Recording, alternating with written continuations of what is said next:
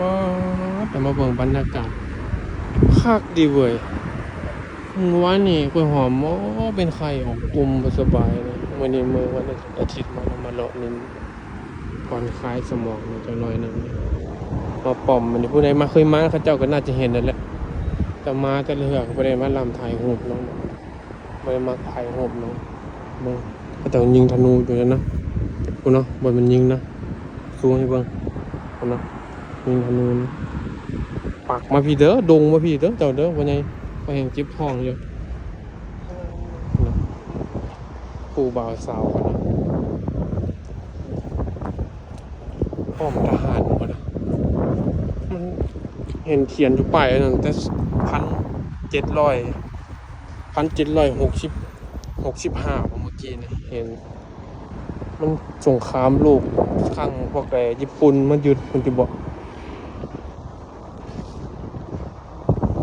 อย่างนี้นะป้อมเขาย้ำคนนี้เข้าก็ได้น้ำหัวมีอย่างอยู่ไหนมีอย่างอยู่ไหนวะอ๋อเป็นป้อมเขายิงป้อมทหารย้ำมีอย่างอยู่ไหนมาบ่มีอย่างที่นี่บ่มีอย่างบ่เห็นอย่างบ่มีอย่างคักเลยคักเว้ยอากาศคักดินั่นนะเย็นดิพักผ่อนคลายสมองอยู่ห้องแล้วเจ็บหัวผ่อนคลายสมองมึงสิเอาไอโฟนซูมกล้องตรงนั้นว้ากำแล้วนี่ไก่ตัวได้ซูมมันก็ซูมไก่ตัวได้พุ่นนะเนาะ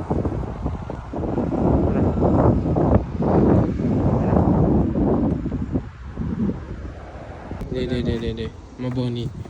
ป้อมตัวนี้เห็นบ่นี่ป้อมตัวนี้นี่เบิ่งข้างๆนี่บ่มีตึกนี่เห็นแต่ซากบลักปักฐานมันนี่นี่ป้อมนี่ป้อมมันนี่ ต้มเสือข้าวหรือเปล่า นี่ตัวนี้น้ำนี่ป้อมตัวนี้เห็นบ่แต่1,960พุ่นน่ะ พี่เห็นบ่นี่เห็นบ่หินเก่าเห็นบ่หินเก่าหินใหม่เห็นบ่ นี่เนาะซองนี่เนาะ อ๋อทุกอย่างมันเพ่ไปแล้วแต่ว่า เข้ามาซ่อมมันเนาะ ตัวกำแพงเขาเฮ็ดใหม่นี่เขาเฮ็ดใหม่ซื้อคนญี่ปุ่นเขาเฮ็ดใหม่ซื้อแต่1,960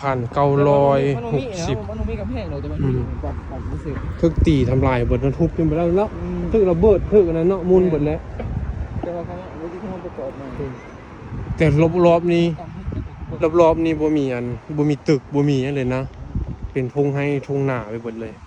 เกาหลีก็ชัวร์ที่มาพัฒนาก็บ่แม่นง่ายๆ